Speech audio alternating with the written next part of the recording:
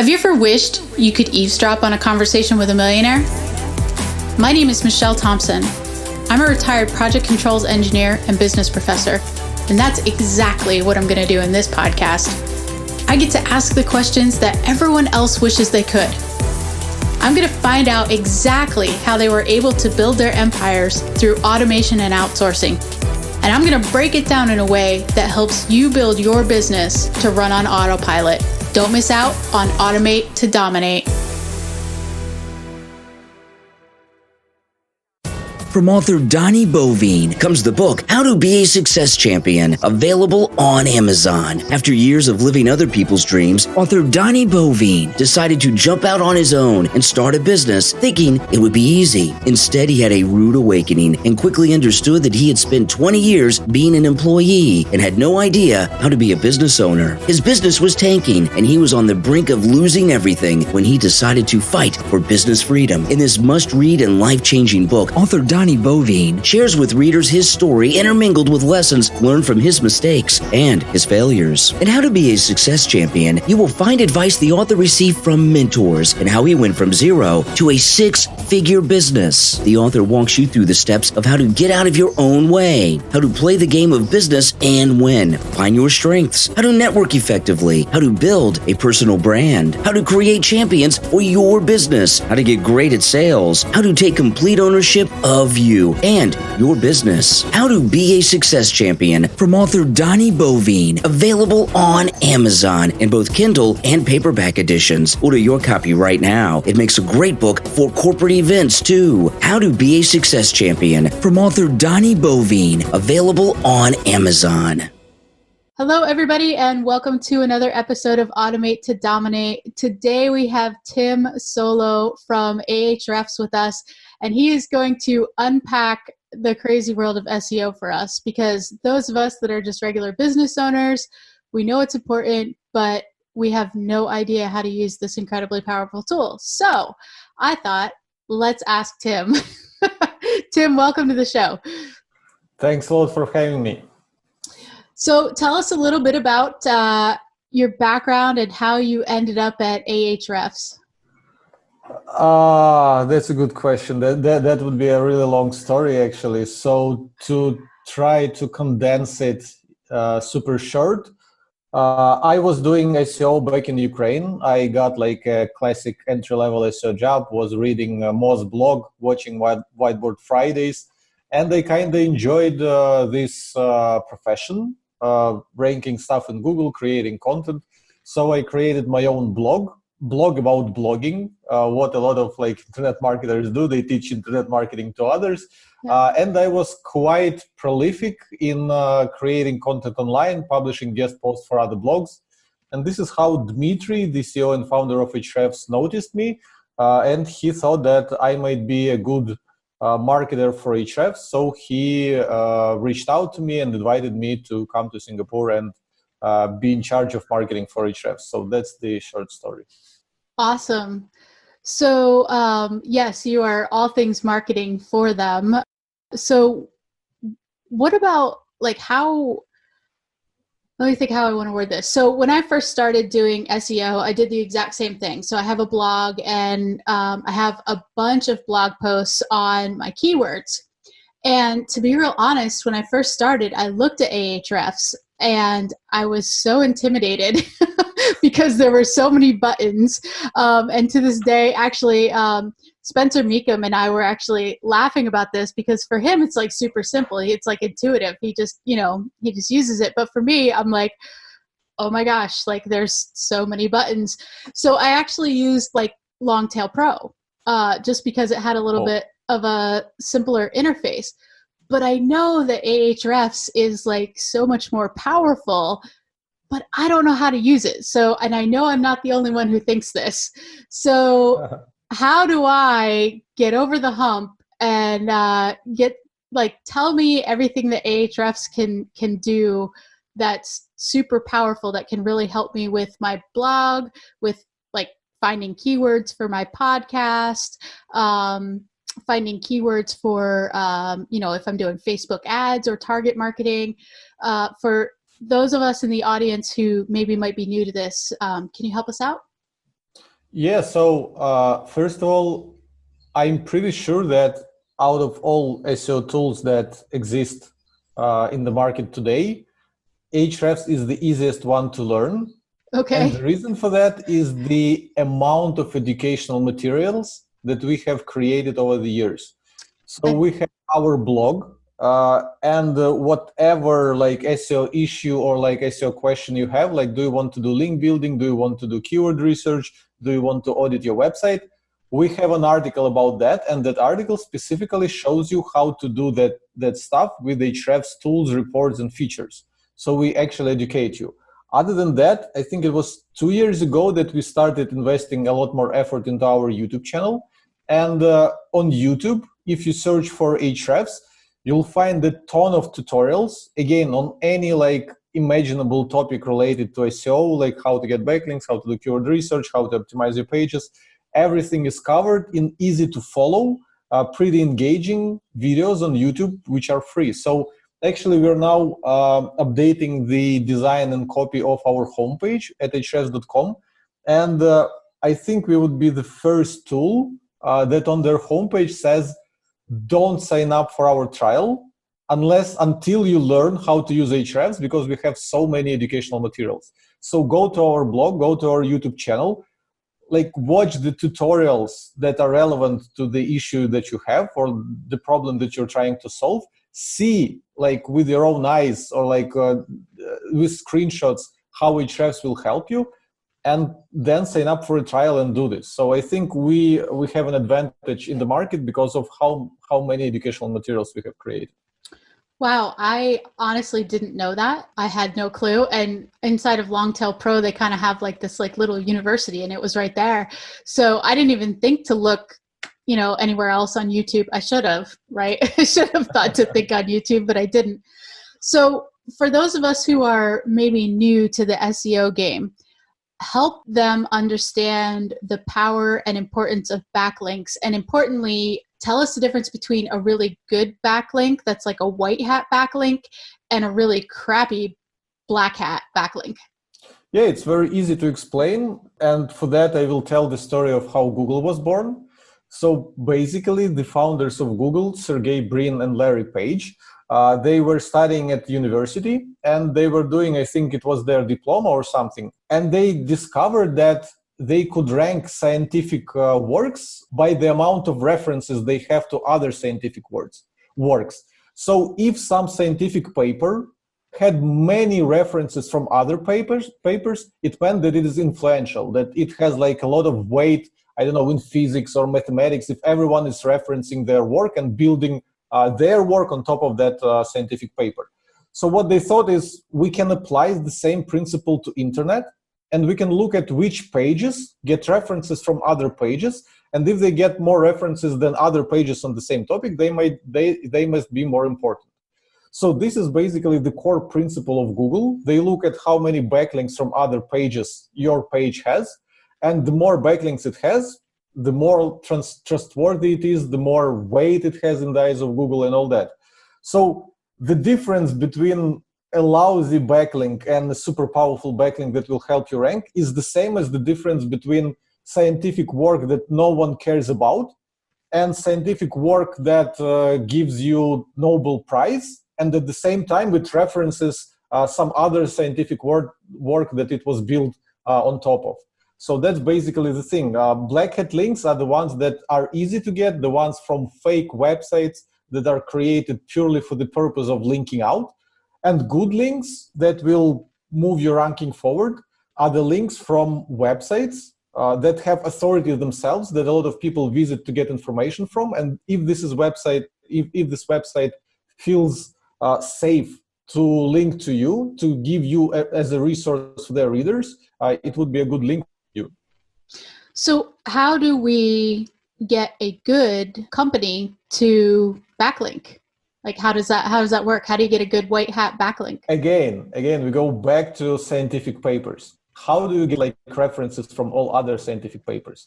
Do something worth referencing. Do something that would help people. Do something that people want to talk about. Do something that would change the lives of people. That's basically general answer to your question. And for example, to be more specific, here at Ahrefs, for our own blog, we want our articles to rank well in Google. So we need backlinks ourselves. So what we discovered is that in our industry, what gets us backlinks more than any other types of content is data studies. So whenever we, like at Ahrefs, we crawl the whole internet, we have a lot of data about what people search for, etc., etc. So we can study this and come up with interesting takeaways that would be interesting to people in our industry. And we discovered that whenever we do a research study, for example, one of them was how long does it take to rank in Google? So what we did, we took the pages that rank in the top 10 search results today, and then we tracked them backwards to see when those pages were created, and we plotted like how much time it took those different pages to rank number one on Google. And we gave like some specific numbers, so it was quite interesting, and we got a ton of links to that research study. So what we discovered is that in our industry, those kind of research studies where we would give people some interesting numbers, some interesting statistics, would give us a lot of links. And the thing is, a lot of people would say that, yeah, data is good, data is interesting, everyone loves looking at data, but you guys, Ahrefs, you are sitting on that huge pile of data, you have a lot of servers, you have like data science people, etc. We have a small business, we don't have a luxury of like crawling big numbers, etc. But the thing is, the data that you analyze doesn't have to be big. I have another example. Back in the days when I was running my personal blog, BloggerJet, I decided to study how much traffic you can get if you write a guest post for other blog. So how much referral traffic, how many people from that other blog that you wrote your guest post for will click on your link and get to your blog. So what I did, I reached out to, I think, 500 bloggers, and they asked for access to their Google Analytics or screenshots from their Google Analytics, or at least like give me the numbers on some of the latest guest posts that they published and how much referral traffic they got to their website. So like half of them didn't even reply, but about 200 people either shared their Google Analytics with me or gave me numbers on a few of their latest guest posts. And with a simple Excel spreadsheet, I was able to put all the numbers in Excel and calculate the average referral traffic from a guest post. And I wasn't a data scientist. I didn't have any fancy software, servers, or anything like this. I was just thinking kind of creatively about the problem that bloggers have. They write guest articles, but they don't have any traffic. This is what I've noticed myself. And I decided to study it by reaching out to people and asking them this question. I'm sure that in any given business, you can do some sort of this study. You can poll your customers. You can observe the habits of your customers. You can do a ranking of like which products you sell the most, which products you sell the least, or whatever. Publish it as a piece of research. Go publish it on Reddit. Go spread the word about it. Put some money into Facebook ads. And if there is something valuable, if there is something interesting, people in your industry will inevitably link to you because you were the only person who cared to create such a research. Again, back to my example of studying referral traffic, it's been 4 years since I did that experiment with referral traffic from guest articles. In 4 years, no one in the entire world bothered to replicate this experiment. Really? Yes, no one. I didn't see anyone would say like it's been 4 years since Tim published this, or even like as an original idea. Maybe they didn't even see my study, but they like would think to themselves, okay, what is the average traffic I can get from like a guest article? Let me study this. No one did in 4 years. So actually, if you do this kind of study, you're putting yourself in, I don't know, 0.001% of people in the industry who actually care to create this kind of content. So let's say, let's talk about keywords, right? So we know what to write our article about. I specifically target long tail keywords, right? Because I'm in a pretty competitive niche, and so there's just no way I'm going to rank for non-long tail keywords, right? So how do we use Ahrefs to be able to pick which ones are like the golden long tail keywords that we, the small people, can rank for, and be able to provide that amazing content to be able to get those good backlinks? Well, the best feature for that, in my opinion, is taking the websites of your competitors, putting them into Ahrefs, and going to a report called Top Pages, which basically ranks all pages of their website by the amount of traffic they get. And if you have a small website, it's not yet established, you don't have enough backlinks to compete with the big guys, just scroll down to see like the pages that don't bring them a lot of traffic, and see what kind of topics those pages are about, and see like then what you need to do is take that keyword, put it into our Keywords Explorer tool, because we'll pull the top 10 ranking results for this keyword, and it will show you how many backlinks the top 10 ranking results have. So the less backlinks the top ranking results have, the easier it would be for you to rank, because you don't need any backlinks to rank. And we have a metric for this. It's called keyword difficulty. It's a score from 0 to 100, and it basically represents how many backlinks you'll need to rank. So the more backlinks you'll need to rank, the closer it would be to 100. If you need 0 backlinks to rank, if all the top ranking results have 0 backlinks, then keyword difficulty would be 0. So yeah, analyze websites of your competitors. They have probably published a lot of content already. See what topics are low in competition, have low competition, and replicate those topics on your website. This is like the easiest way to find content ideas that you can rank for. So as a general rule of thumb, is somebody looking for a score of under 30 to maybe target that keyword to be able to write a really solid educational blog post about? Yeah, that's the thing. There is no specific score that you should target, because it entirely depends on your website. So just look at, score is just like a segue to how many backlinks the top ranking pages have. I think for the keyword difficulty of 30, you should have about 40 or 50 backlinks to your page. I like, don't take my word for it, but we have a hint right below the keyword difficulty that says like how many backlinks approximately you're going to need. So it all comes down to how many backlinks you can get to your content. If you feel confident that whatever piece of content you publish and promote to your audience, like at least 10 people will link to you to your website, so you're going to get 10 links, then you should be confident in targeting keywords with difficulty that requires you to have 10 links. If you struggle to get even a single backlink to your website, only go for keywords with keyword difficulty 0, because, well, you struggle to get backlinks to your website. That's the thing. So besides keywords and backlinks, what else can Ahrefs help with research side to kind of almost automate it and make it a lot easier for us digging through all that data? That's a good question, and it would be better answered if people would just really go to our YouTube channel and like explore different topics that are interesting to them, because again, at the end of the day, everyone has different resources. Someone has like 5 copywriters on their team, another person just running in their entire business on their own. So there is no like one size fits all feature that I would recommend, but essentially it all really comes down to picking the right keyword, creating the piece of content that would be somehow unique, because if your piece of content is not unique in any way, if you're not offering some first-hand experience or some interesting data or some interesting experiment, there is no reason for people to link to your article, because your article is the same as any other article on the same topic. So you have to offer something unique if you want people to link to you from your website, and actually if you want people to tweet about your content and share it with friends too.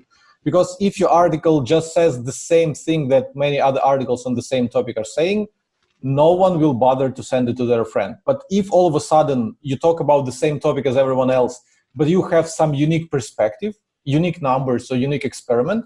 For example, I often reference that article where someone decided to eat in McDonald's exclusively for 30 days and was like their like health, their weight, etc.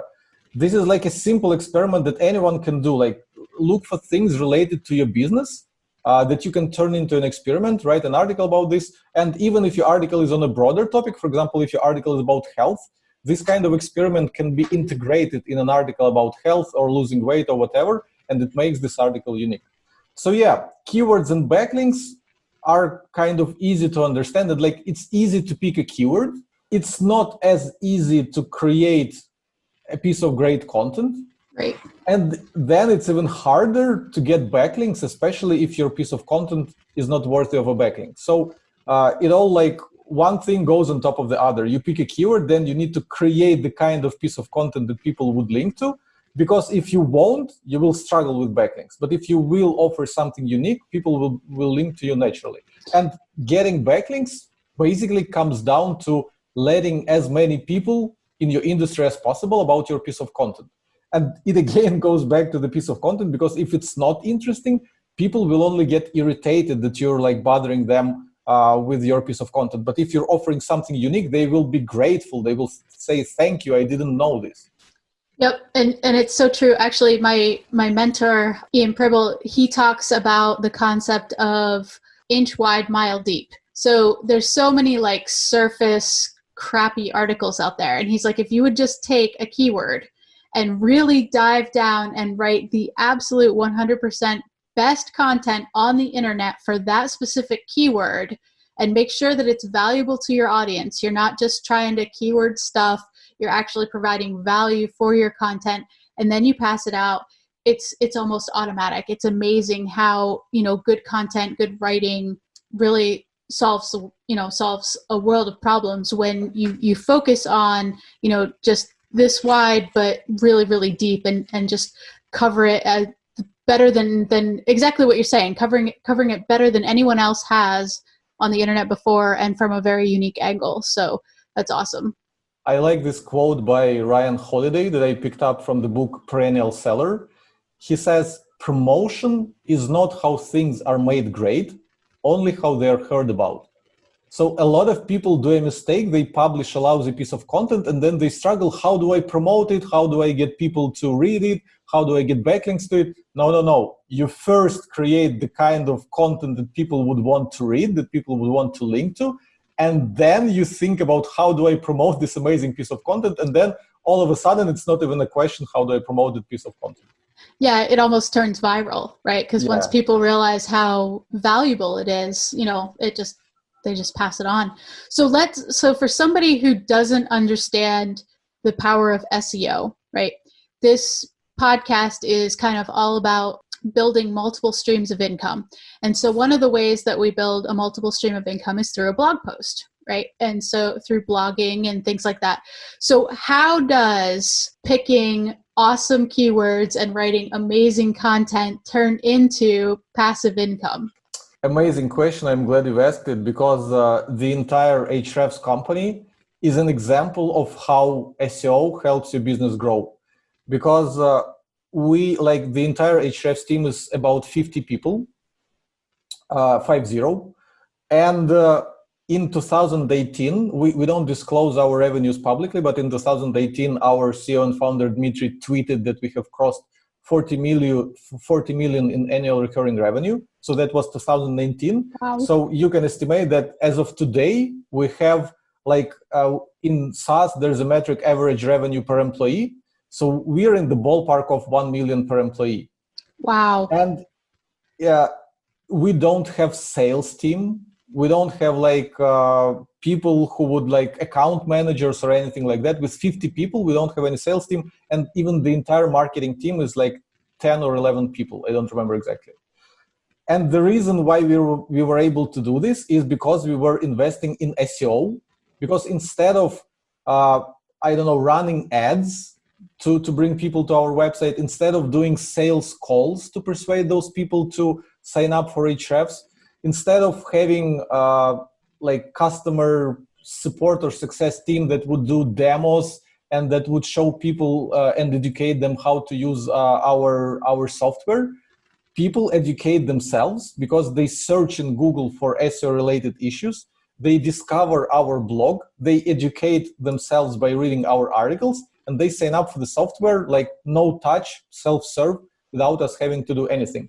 And as far as I know, we're the only company in our space. So there's Moz, there's SEMrush, there are other companies, and all of them have sales team because they have to do calls with customers, show them how to use it, persuade them to buy, etc., etc.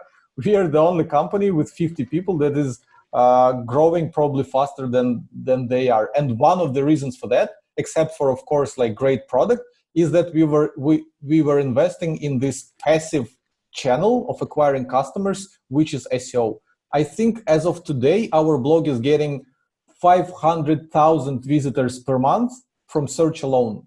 So from Wow. Google, and All organic. That's all like, organic. for everybody who doesn't understand that, that's 100% free for stuff, Yes. for work that's already been done. Yes. And as we're publishing more articles, the traffic is growing even more. So it's like compounding effects. Mm-hmm. And the thing is, the traffic that we're getting, it's not for some kind of random keywords like how to delete my Instagram account, which a ton of people are searching for, but you wouldn't really convert a person looking for how to delete their Instagram account into Ahrefs. We cover like SEO topics specifically, how to do SEO audit, how to do keyword research, backlinks, broken backlinks, etc., etc. So those like 500,000 people or 500,000 visits per month rather are very targeted to our business. And this is how we are able to educate people, and this is how we are able to make sales without having a sales team. So SEO is amazing for building passive stream of customers. I'm not sure if it's the answer to the problem of creating passive business, because business has like more bells and whistles other than just user acquisition. But you can definitely make your user acquisition passive. Go hang out somewhere on the island, have a month-long vacation, and customers will keep coming to you because your articles rank well in Google. That is probably the best testimonial for SEO that I've ever heard. Like, that is incredible. And that's what I keep telling myself. Like, I started my blog 2 years ago, and I just slowly keep putting out content, and everything I do is 100% organic. I don't pay for Facebook ads and things like that, because that's what I want to create, those digital assets that last forever. Yes. And so that just gave me encouragement to keep going, because sometimes it's hard to keep going when you're like, oh my gosh, okay. Yeah, well, it definitely takes time, because we didn't build up our traffic to like 500,000 visitors per month in a week. So I've been with Ahrefs for 5 years, and even before me, they started the blog before me. It was running for like a few years before me. So it takes quite a few years to build your authority, to build your reputation, to make sure that whatever topic you write about, you will end up ranking at the page 1 of Google, not necessarily even position 1 in Google. Page 1 is good enough to start getting traffic. So it takes time, but it is definitely worth it, because then you can pretty much rest. You can like switch, do something else. You can work on some other side of your business, and user acquisition and education would be taken care of. So let's say, somebody's kind of new and they want to start educating themselves, but you guys have so much content out there. What should they start to learn and then slowly build on it? Well, again, being new to SEO is also relative. So some people know what SEO is, they know about backlinks and keywords, and they still think they're new to SEO. Other people don't even know about backlinks and keywords. So these are like two different points in the journey. So what I would suggest, if people think that Ahrefs could be a good source of education for them, whenever you search for something SEO related in Google or on YouTube, just add Ahrefs, our brand name. And whether we rank like on position number 1 or position number 5 when you search for this keyword without our brand name, we would be on position number 1 with our brand name, and just start consuming our content from the point where you are right now. So if you have no clue about SEO, search for what is SEO, add Ahrefs, and you will inevitably land on our article. If you know about link building a little, but you want to get deeper into it, search for link building Ahrefs, and it works both on YouTube and in Google, because we have videos about this and we have articles about this. So whatever question you have right now about SEO, search for it, add Ahrefs, you'll find our tutorials, you'll find our guides, and I like to think that we do a good job of making our content accessible to people. So we don't overcomplicate it with like fancy terms or like things that only experts should know. Yeah, I'm sure that people are going to like our content. So give us a chance, search for whatever question you have about SEO at Ahrefs, and give us a chance to educate you. And then you'll see if we are good at educating you or not. And for everybody who's listening who maybe doesn't know, Ahrefs has this awesome offer where they will give you 7 days for $7. And it's literally A as in Apple, H as in Harry, R as in Ralph, E as in Edward, F as in Frank, S as in Sam.com. So those of you guys who are listening, just go to ahrefs.com. Like Tim said, do a little bit of research beforehand so you know what you're doing when you get into the tool, and then take it for a spin. I've had multiple people tell me, Michelle, you got to get on this tool because this is the one. This is the cream of the crop. So give them a chance. And Tim, if anybody had any questions, what's the best way to try to get a hold of you guys? We have support chat. So whenever you start Ahrefs trial, or actually whenever you even visit ahrefs.com website, we have a little box pop up with a support representative. So if you have a question, you can always chat with us. Also, if it's more convenient for you, you can even tweet at us. So we have Ahrefs Twitter account. I have my personal Twitter account @Soulo. So if people have any questions, we are very responsive. Just tweet at us and we will reply. Awesome. Thank you so very much. This has been hugely informative. And I know we just scratched the surface, but definitely gave us way more information. All we have to do is just go Google it and, go watch some YouTube videos, and you've empowered us. So thank you very much for your time. Is there anything else that you would like to add? No, thanks a lot for having me. I enjoyed this conversation and hope it was useful for the listeners. Oh my gosh, it was amazingly useful. I try really hard to bring the best of the best software to people. And so this was the one that I really wanted to get a hold of and get out to people. So thank you so much for your time. And I hope that you have an amazing, day. What time is it there? Yeah, it's 10:35. Okay. Yeah. So it's like 7:35 at night here. So have a great day. Thank you. Have a great night. All right. You too. Thanks, Tim. Take care. Thank you for tuning in to the Automate to Dominate podcast at www.awesomeoutsourcing.com/podcast. My name is Michelle Thompson.